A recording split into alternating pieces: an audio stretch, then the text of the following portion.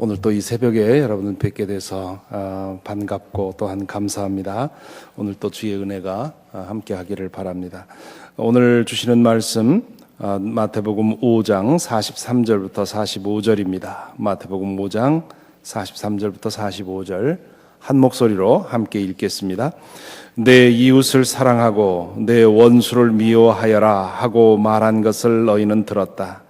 그러나 나는 너희에게 말한다. 너희 원수를 사랑하고 너희를 박해하는 사람을 위하여 기도하여라.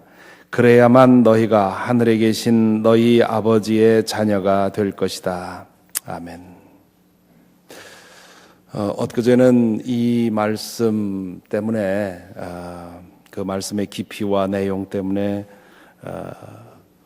이 말씀 앞에서 죄인이라는 사실을 인정할 수밖에 없다, 그런 말씀을 드렸는데요. 이렇게 매일같이 이 말씀을 붙들고 씨름하다 보니까 이 말씀의 깊이와 순도와 이런 것들을 다시 한번 깨닫게 됩니다. 요즘에 매일 3시간에서 4시간을 이것을 준비하기 위해서 사용을 합니다.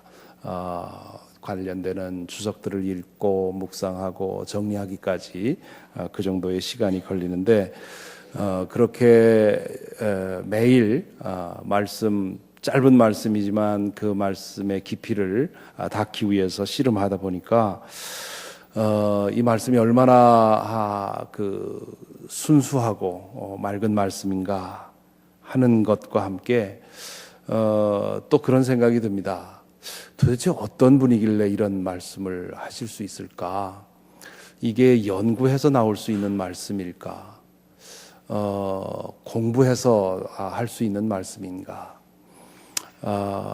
하나님의 마음을 알고 있는 사람 아니면 이렇게 그 깊은 말씀, 순수한 말씀을 우리에게 할 수 없지 않을까?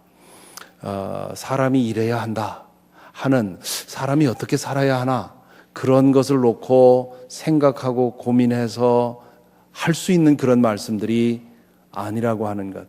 이 말씀 앞에서 나는 내가 아무리 발버둥 쳐도 죄인일 수밖에 없다고 하는 것을 느끼는 동시에 그런 말씀을 하신 그분은 누구인가, 그런 생각을 하면서 예수께서 이 땅에 계실 때 정말 하나님의 마음을 아셨고, 그분이 하신 말씀이 사람의 아이디어로 혹은 천재성으로 하신 말씀이 아니라 하나님의 마음을 알고 있던 분이 하신 말씀이라, 그런 생각을 하게 됩니다.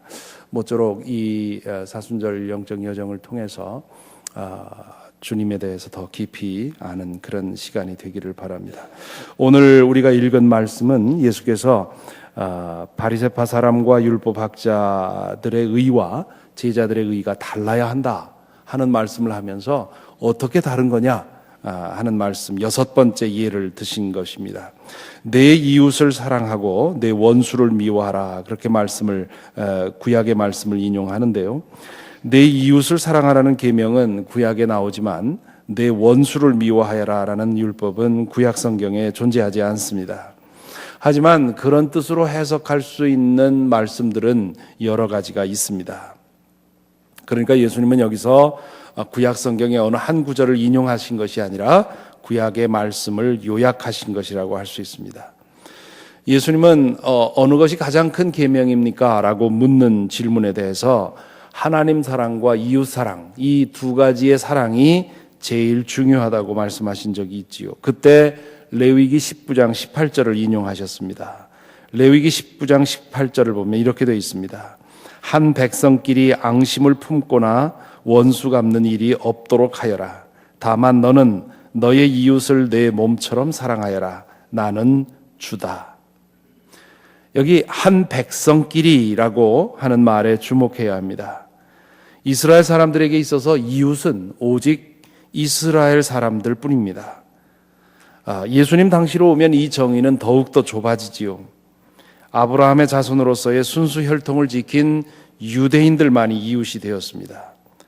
율법을 철저히 지켜서 거룩하다고 생각한 바리새파 사람들과 율법학자들은 또한 그 이웃의 범위를 더 좁혔습니다. 그래서 유대인이기는 하지만 율법을 잘 지키지 못하는 사람들은 이웃이 아니라고 생각을 했습니다. 그 사람들을 가리켜서 율법학자들과 바리새파 사람들은 땅의 사람들, 암하레츠라고 하는 그런 별명으로 부르면서 무시했습니다.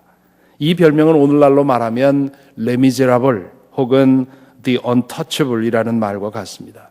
같은 유대인이지만 신앙생활을 하지 못하고 율법을 지키지 못하는 사람들을 이렇게 천시하고 따돌렸습니다. 율법학자와 바리새파 사람들은 이웃을 내 몸처럼 사랑하여라 라는 계명을 잘 지키고 있다고 착각을 했습니다. 하지만 그들이 사랑한 이웃은 자기들처럼 율법을 잘 지키는 사람들에 국한했습니다.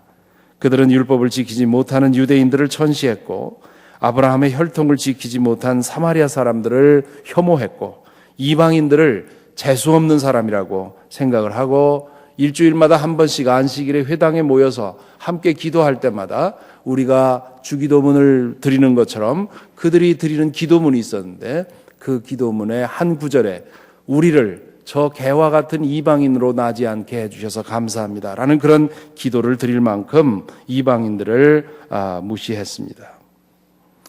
이 원수를 미워하여라 라는 계명이 성경에 존재하지는 않지만 그들은 자기들의 이웃에 속하지 않는 사람들을 따돌리고 무시하고 천대하고 미워하는 것이 마땅하다고 생각을 했습니다. 그러니 예수께서 이렇게 내 이웃을 사랑하고 원수를 미워해라 라고 구약의 율법에 써 있는 것처럼 그렇게 말씀하신 것은 당연한 일입니다. 예수께서는 이웃의 범위를, 이웃의 정의를 새롭게 하셨지요. 그 이웃에 대한 예수님의 생각이 선한 사마리아인의 비유에 나옵니다. 여러분 너무도 잘 아시는 그런 비유지요. 한 율법학자가 예수님에게 와서 내가 어떻게 하면 영생을 얻을 수 있겠습니까? 그랬을 때 예수께서 하나님을 사랑하고 내 이웃을 사랑하라. 율법에 써 있지 않더냐? 그랬더니 이 율법학자가 그러면 내 이웃은 누굽니까? 묻지요. 그렇게 묻는 그 저희는 이 이웃을 사랑하는 범위, 이웃을 사랑하는 계명에 대해서는 내가 부끄러움이 없습니다. 이제 그런 뜻으로 네 이웃이 누구냐고 묻지요. 그때 예수님이 이 비유를 말씀하십니다. 한 유대인이 강도를 만납니다. 그냥 내버려두면 죽을지도 모르는 상황에 처했지요. 그때 제사장이 그 곁을 지나고 그 다음에 좀 있다가 레위인이 지나게 됩니다. 그들은 아마도 성전에 일하러 가는 길이었을 것입니다. 그들의 신분과 믿음을 두고 볼 때 이 강도 만난 사람의 이웃이 되기에 가장 그 가능성이 높은 사람들입니다. 그런데 그들은 그냥 지나갔습니다. 그때 나타난 것이 사마리아 사람이지요. 그는 강도 만난 사람에게 도움의 손길을 내밉니다. 주막으로 데려가서 거기에서 치료해 줬을 뿐만 아니라 미래의 치료비까지 부담합니다. 유대인들이 이웃으로 취급도 하지 않던 사마리아 사람이 제사장과 레위인은 하지 못한 일을 하게 된 것입니다. 이 비유 끝에 누가 내 이웃입니까? 라고 물었던 율법 교사에게 예수님이 묻지요. 너는 이 세 사람 가운데 누가 강도 만난 사람의 이웃이 되어 주었다고 생각하느냐? 이 질문에 대해서 그 율법 교사는 차마 사마리아 사람입니다 라고 대답하지 못합니다. 대신에 이렇게 대답하지요. 자비를 베푼 사람입니다. 그러자 예수께서 그에게 대답하십니다. 가서 너도 이와 같이 하라. 율법학자에게는 보통 자존심 상하는 얘기가 아닙니다. 사마리아 그 사람 혈통이 흐려져서 하나님으로부터 버림받았다고 생각하는 사마리아 사람처럼 하라고 그렇게 말하고 있으니 말이지요. 따지고 보면 사마리아 사람들에게 유대인은 원수와 같았습니다. 혈통이 좀 흐려졌다고 해서 그것도 자기가 잘못한 것도 아니고 역사 속에서 혈통이 흐려지는 바람에 그렇게 된 것인데 그로 인해서 차별하고 천대했습니다. 자신들만이 아브라함의 자손인 것처럼 처신했습니다. 유대인들은 사마리아인들을 무시했지만 사마리아인들은 유대인들의 무시로 인해서 오히려 유대인들을 증오했습니다. 그러니 이 사마리아 사람은 강도만난 사람을 보았을 때 평소에 유대인들에게 당했던 차별과 모멸을 생각할 수 있었을 것입니다. 아무도 보는 사람 없었고 그 유대인은 저항할 힘이 없었습니다. 그러니 남은 목숨까지 끊어놓고 갈 수도 있었던 것입니다. 그런데 그는 그렇게 하지 않았습니다. 마치 그가 가족이라는 데라도 되는 듯이 보살펴 준 것이지요. 예수님은 율법학자에게 이 사람처럼 하라고 말씀하시지요. 무슨 뜻입니까? 이웃에 대한 너의 편협한 생각을 내려놓으라는 것입니다. 어떤 사람을 만나서 내가 이 사람을 사랑할 것인가 아니면 외면해도 될 사람인가를 따져 묻지 말라는 것입니다. 이 사람의 혈통을 보고 그 사람의 신앙을 보고 그 사람의 배경을 보고 그 사람의 출신을 보고 이 사람을 내가 가까이 할 것인가 멀리 할 것인가를 따지지 말라는 것입니다. 네 곁에 오는 사람이면 누구든지 하나님께서 보내주신 사람으로 여기고 받아들이고 사랑하라는 것입니다. 이웃에는 아무런 정의가 없다는 것이지요. 하나님의 형상을 따라 지음받은 사람은 모두 이웃이요 나에게는 그를 사랑할 책임이 있습니다. 오늘 말씀에서 예수님은 한 걸음 더 나가시지요.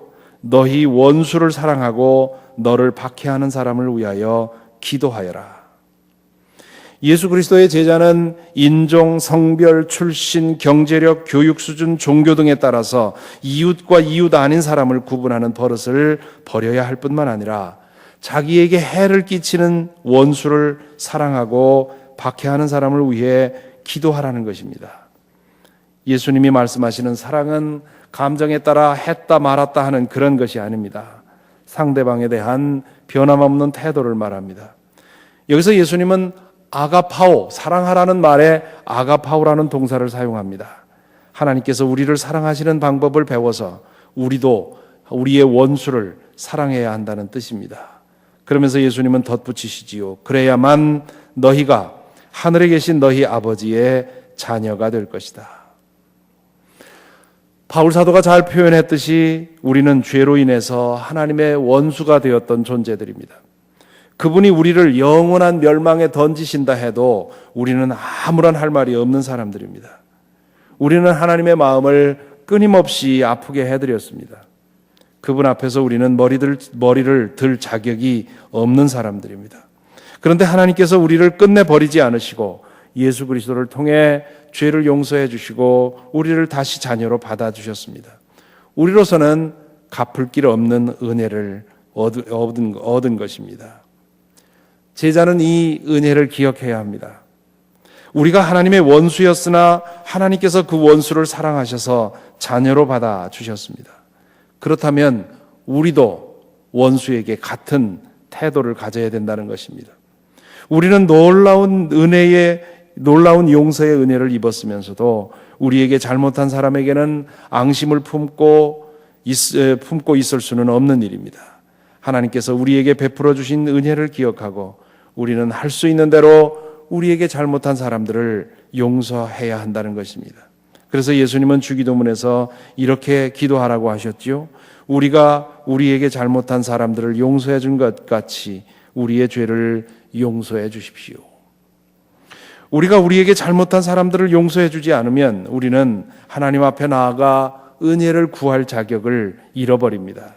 이미 주신 은혜를 망각하고 살면서 어찌 더 큰 은혜를 달라고 구할 수 있겠습니까? 그래서 하나님께 사랑을 구하고 그 사랑으로 모든 사람을 사랑하기 위해 힘쓰는 것입니다. 이것은 우리 본성을 가진 사람들에게는 너무도 어려운 일입니다. 불가능해 보이는 이 사랑을 가능하게 해주는 힘이 기도에 있습니다. 시편에 보면 원수를 저주하는 기도들이 많이 나옵니다. 예수께서 너희를 박해하는 사람을 위하여 기도하여라 라고 하셨을 때 저주의 기도를 퍼부으라는 뜻이 아닙니다. 축복의 기도를 말씀하신 것입니다.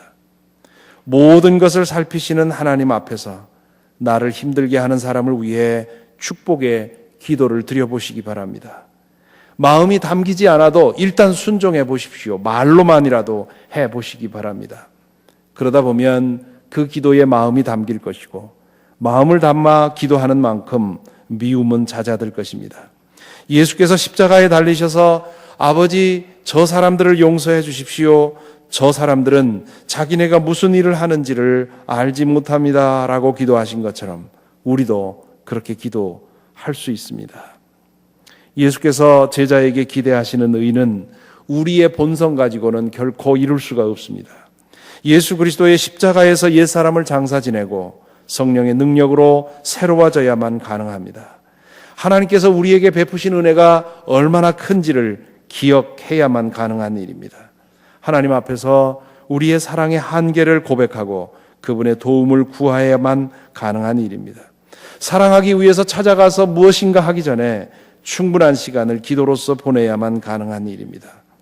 그렇게 되면 우리는 누구를 만나든지 같은 방식으로 대할 수 있을 것이고 원수라는 말이 우리에게는 존재하지 않을 것입니다. 오늘 말씀에 우리 자신을 다시 한번 비추어 봅니다. 우리는 누구를 이웃이라고 생각하며 살았습니까? 아니, 우리가 이웃이 아닌 사람들, 무시해도 되는 사람들, 없는 것으로 쳐도 되는 사람이라고 생각한 사람들은 누구입니까? 하나님께서 우리에게 보내주시는 사람들을 종교의 차이를 이유로, 언어의 차이를 이유로, 문화의 차이를 이유로, 피부 색깔의 차이를 이유로 외면하고 모른 척 하면서 우리는 잘 살고 있다고 생각하는 것은 아닙니까?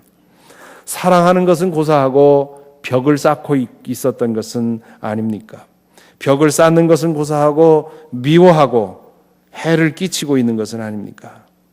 내가 아는 사람들 중에 혹시 나를 원수로 생각할 사람은 없겠습니까? 이 질문들 앞에서 우리는 고개를 들 수가 없어야 합니다. 우리는 죄인입니다. 이웃 사랑에 관한 한 우리는 할 말이 없습니다. 그러면 어찌해야 하겠습니까? 하나님의 은혜를 구하는 것이 길입니다. 원수되었던 우리를 위해 당신의 아들을 내어주신 그분의 은혜를 깨달아야 합니다. 그 은혜 안에서 다시 지어질 때 우리는 비로소 내게 오는 모든 사람들을 차별 없이 사랑할 수 있고 나에게 상처를 준 사람까지도 용서하고 품어 안을 수 있습니다. 그 은혜 없이는 우리는 증오의 굴레를 벗어날 수가 없습니다. 이 말씀 앞에서 오늘 하나님 앞에 진지하게 기도하고 기도의 능력으로 오늘 또 사랑에 있어서 한 걸음 성장하는 그런 저와 여러분이 되기를 바랍니다. 오늘 우리가 함께 기도할 제목은 예배를 위해서 오늘 저녁부터 시작되는 예배 맥클린과 센터빌 그리고 어른들만이 아니라 우리 주일학교 청소년 이 맥클린 센터빌에서 일어나는 모든 예배들 우리 교회 예배만이 아니라 이 땅에서 예수 그리스도의 이름을 부르는 모든 곳에 주의 은혜가 함께하기를 위해서 기도해야 되겠습니다. 또한 차세대의 신앙을 위해서 지금 청소년 사역자들이 인디애나폴리스의 컨퍼런스에 가 있습니다. 이들이 주일까지 이 컨퍼런스를 마치면서 청소년들을 어떻게 양육할 것인가 하는 것에 대해서 많이 배우고 새로운 마음을 가지고 돌아올 수 있도록 기도해 주시고요. 또한 오늘 이제 아침에 7시에 장로기도회, 권사기도회가 있고요. 또 오늘 저녁 8시에는 이용려 권사님 찬양과 간증의 밤이 있습니다. 8시에 기억하시고 오셔서 은혜를 나누실 수 있기를 바랍니다. 함께 기도하겠습니다.